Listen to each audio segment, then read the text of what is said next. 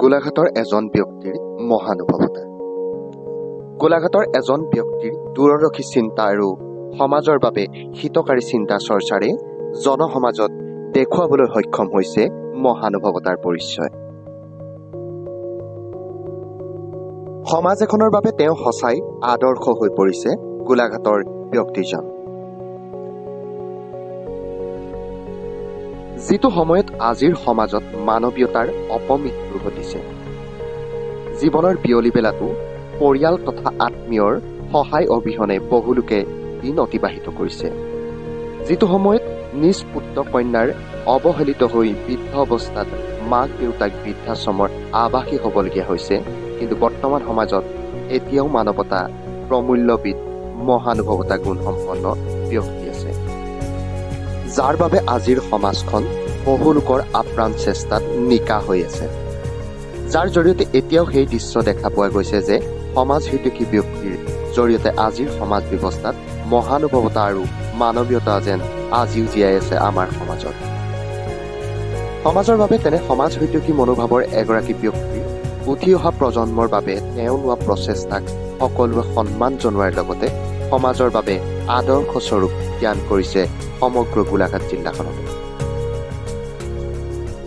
গোলাঘাট নগৰৰ মাজমজিয়াৰ পুৰণি আমোলাপট্টিৰ বিদ্যাপুৰৰ নিবাসী বিদ্যুৎ বিভাগৰ অৱসৰপ্ৰাপ্ত কৰ্মচাৰী অনিল শইকীয়াই দুৰাৰোগ্য ৰোগত অকালতে হেৰুৱাই পেলোৱা একমাত্ৰ পুত্ৰ আৰু নাতিনীৰ স্মৃতিত কেন্দ্ৰীয় সংগীত শিক্ষানুষ্ঠান গোলাঘাটৰ বাবে দান কৰিলে নিজ বাসগৃহৰ লগতে মাটিসহ কোটি টকাৰ সা সম্পত্তি।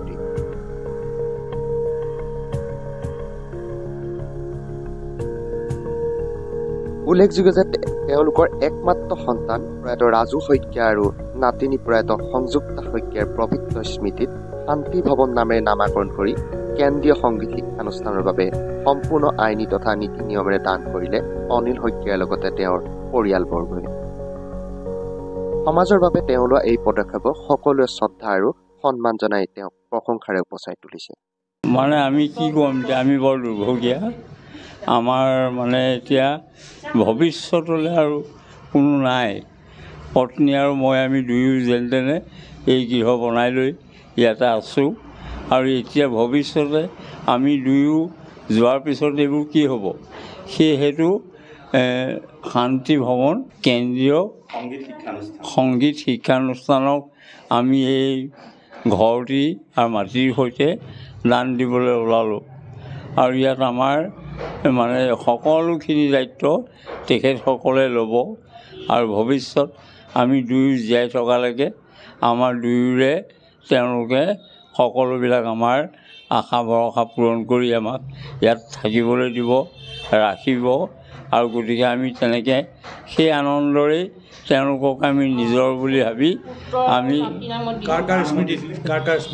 এয়া দিয়া হৈছে প্ৰয়াত ৰাজু শইকীয়া আৰু প্ৰয়াত সংযুক্তা শইকীয়াৰ নিজৰ পুত্ৰ আৰু নাতি, আৰু আমি দাতা হ'লোঁ শ্ৰী অনিল শইকীয়া, শ্ৰী কিৰণ শইকীয়া আৰু শ্ৰী সুমন শইকীয়া। আনন্দিত হৈছোঁ, মই বহু আনন্দিত। ইয়াতকৈ মোক আৰু একো নালাগে। আজি এটা নতুন দিন পোৱা নিচিনা লাগিছে। সকলোবিলাক যেন এনেকেই সুখ সন্তোষে আগলৈকে কটাব পৰা হয়, তাকে আমি আশা কৰি আজি আমি এই ভৱনটি আমি তেওঁলোকৰ ওপৰত হস্তান্তৰ দান কৰা হৈছে।